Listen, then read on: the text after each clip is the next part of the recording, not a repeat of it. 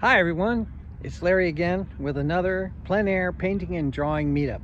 Today I'm in Arcadia at Arcadia County Regional Park, and it's a beautiful day, it's a beautiful morning, and we're going to do some painting. All right, come along and join us. Yabba dabba doo, we're going to have some fun. Okay, so I got a scene here. Some bright sunlight, some hard, strong shadows. Got a nice section of the park that I'm going to work on, and I think I might just do something here with these large trees that have been trimmed back, and they leave a nice strong shadow. And where you see that man walking, there's light, it's a silhouette, and then the trees above. So I might just focus on that, and then I got more of the same in the distance. So I got foreground with the little shadow here, light, dark, and then green. And I'm going to be experimenting with some different colors today. So stick with me. I've already got my palette set up with a few colors. I've got a cadmium orange, I got yellow ochre, that is quinacridone red, and ultramarine blue, and I've already mixed it up with some white, and I'm making a nice white, kind of a muddy mix, but I'm going to use that to underpaint my canvas, which is right here and ready to go. All right, so let's get started. Okay, guys and gals, I'm starting right here with some cadmium orange, quinacridone red, or magenta rather. That'll be for my red. I've got ultramarine blue and yellow ochre. I mixed that up. I added some white. I got this nice mix here, and I put that on my canvas. And then what else have I done? Well, notice, guys and gals, this is my system. I mark halfway on the top, and then over here halfway on the side. Then I went and further divided my canvas with a mark here, one halfway there, so I'm making quarters. And then you'll notice that I added more marks to make it eighths. I did the same thing on the top. So I put in quarter marks, then I put in eighth marks. So I have across the top 1, 2, 3, 4, 5, 6, 7, 8. Then I chose the fifth eighth from the side, 1, 2, 3, 4, 5, and I brought that down. And I'm just doing this for demonstration. I don't always do this, but I'm doing this so you can see. Did the same thing on the horizon. Here was the half, here was the fifth from the top, 1, 2, 3, 4, 5, and here's the mark, so I put that. So what I've established here is part of a golden ratio. You've heard of rules of thirds. You may have heard of golden ratio. 5/8 is a golden ratio, roughly speaking. So right here is a golden ratio. Right here is what I'm going to use for my horizon. Now let's look at the scene. The horizon there, approximately, the light and the dark, the ground, that's going to be my horizon. It's going to intersect with this tree trunk. And I'm going to set, because I can go back and forth, I'm going to set my tree trunk here as my focal point on that golden ratio, that intersection of 5/8 from the top and from the side. Okay, so that's going to be my starting point. So now I've got a formula, I've got something to work with. And from the horizon, 1, 2, 3 approximately, so approximately down here will be the bottom of my painting. And then from here up, 1, 2, 3, 4, 5. I'm just hitting it really rough. That's going to be top. So now I've got this approximate scene for my painting. Now it's my job to make it interesting, but I've already got the basis of a formula. Okay, so your formula, your painting could be different. In fact, of course it will be different, but you've got a formula, something to work with. So I'll be painting over all of these marks, but I'm going to use them as my reference point for where I'm going to start.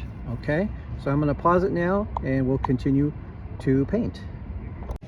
Okay, let's see what we've got so far. So there's my trees. My focal point is the tree trunk there, and then I've got the horizon line and the large green above of the trees, and then we got some greens on the side. So what have I started doing on my canvas?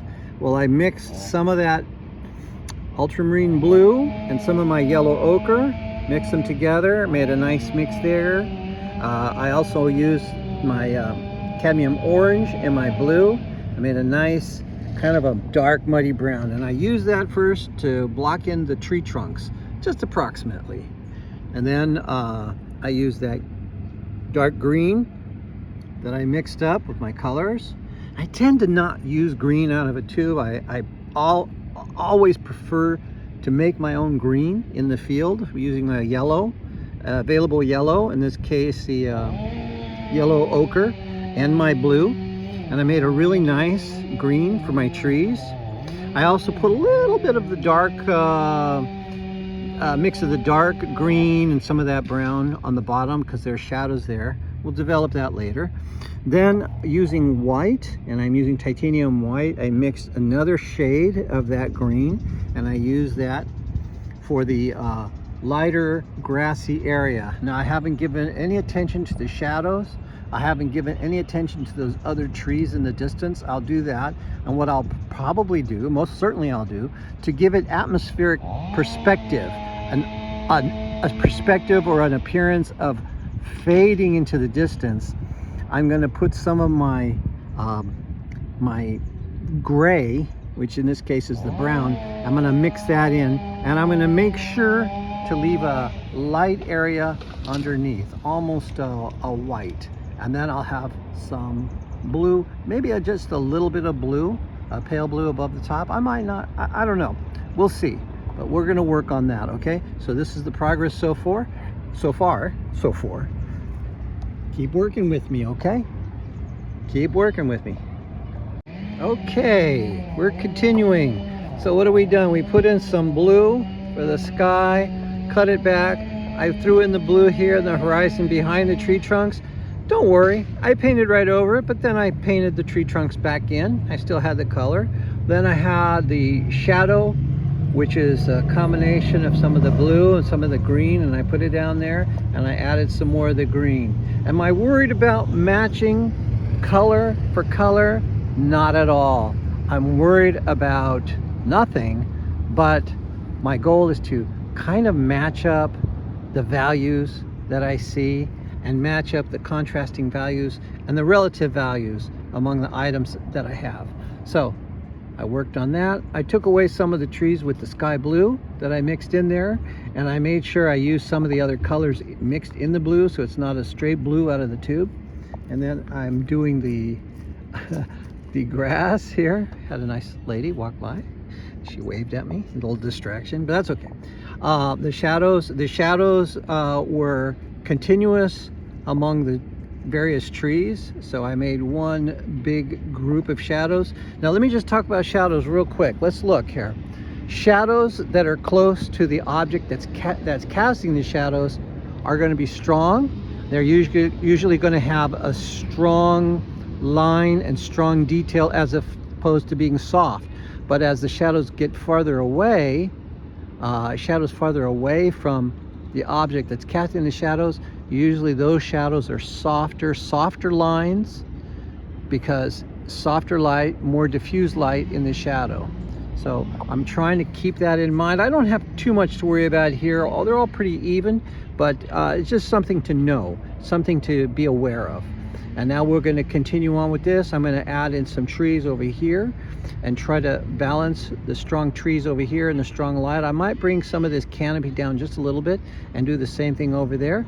And also I'm going to mix more colors into my greens for those trees in the distance because they are farther, and I want them to be less saturated, more neutral. I say saturated, that's usually a term for digital painting.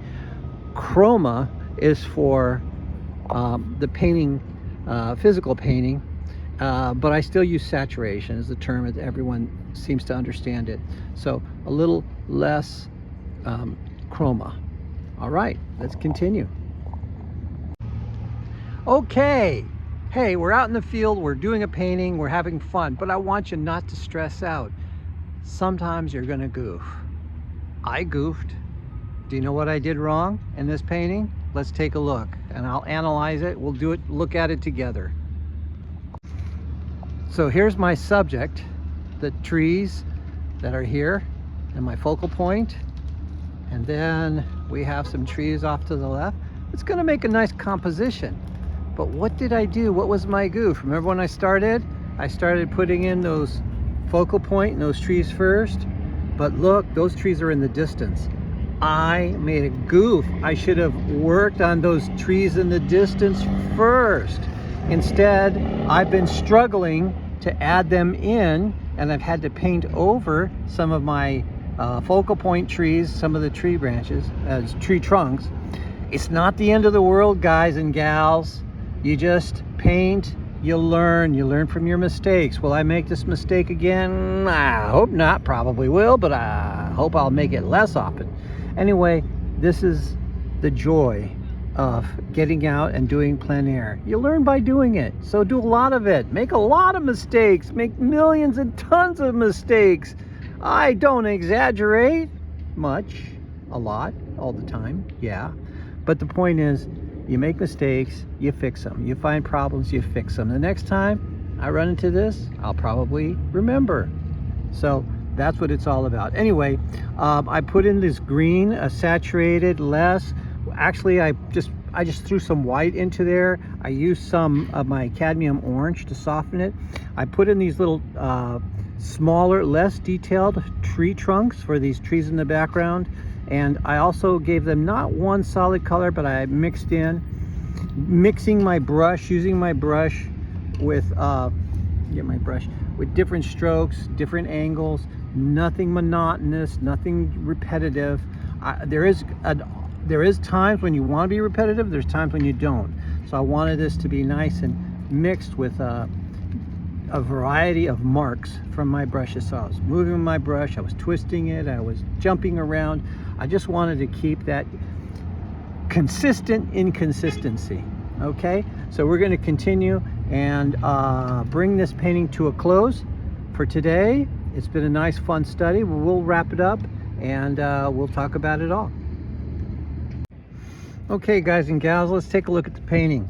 So I reworked a little bit of the foreground trees and reworked some of the trunk, and then I added a mix of my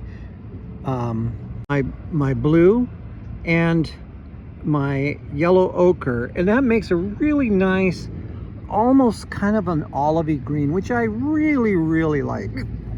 Excuse me, really like olivey green. And then I added some of that more pure yellow ochre and some of the cadmium orange to beef up the trunks, because I realized there was reflected light hitting the trees.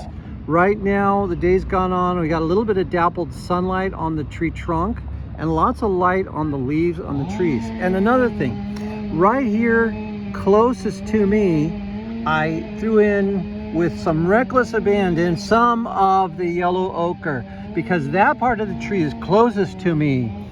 That part of the tree has more light than to the edges or to the back. So that's what I did. And then of course near the top of the trees, I added some more yellow ochre to show reflected sunlight. The trees in the background, I didn't touch those as much, and worked on the shadows on the ground just a little bit. And then basically, you know, I don't fuss over it. I called it done. I added my initials as a signature. And these are the trees at Arcadia Park. The trees at Arcadia Park. I've got the title. It came to me while I was working on it. That's how it is. Sometimes I title them before I start, sometimes after, sometimes while I'm working, the inspiration comes to me. Real quick, a review. I used a simple round brush. I think this is a number 4. I used my cat tongue brush, number 6. And look at this. I used a simple, let me shake it out, it's wet. I used a simple chip brush that you get at the hardware store, and that was in the beginning stages just to block in the colors. I don't use a lot of brushes. I do use water, and I only use water to keep my brushes moist. I wipe them off. I try not to get too much water into the paint because that'll break up the the paint too much, it won't adhere. All along I was using a gloss medium, and I was using that to keep my colors from drying so quick. It's a nice cool day today. It's not very dry, but still I use a medium. I mix it in. I just drop it in and mix it in as I'm working. Do be sure I changed out my water a couple of times today while I was working, because you don't want to have dirty water. That'll influence the color. It'll seep into the colors, and you'll have a heck of a time. But I'm happy. Today's a nice plein air study. Only took me, my goodness, I worked on this an hour and a half. Sometimes you can work it fast. Sometimes you take your time. Sometimes you take it back to the studio. There were people in the park. I didn't put any figures or animals into the painting. I might do that. Sometimes I like to do that. I'm sorry about the recording. There was a windstorm a couple of days ago and some fires. No fire here, but there was some windstorms. Some of the trees got damaged, and their crews are cleaning up the debris, and so you're going to hear them with their chainsaws. There they go. But I think we just film with what we have. All right. Okay, so it was my pleasure to paint with you today. I hope you enjoyed. I hope you get out and paint. Use some of the experiences that we've shared together today, and I'd love to see your comments. And don't forget to like and subscribe. Okay, we always say that. Don't forget, because that helps us. And do some painting, do some sketching, do something unusual. And again, please, we'd love to hear your comments, your questions, any feedback you have. Love to see what you're doing out in the field. Okay, thank you so much. Have a great day. God bless you. Take care. See you next time for Painting and Drawing Plein Air Meetup. Yeah.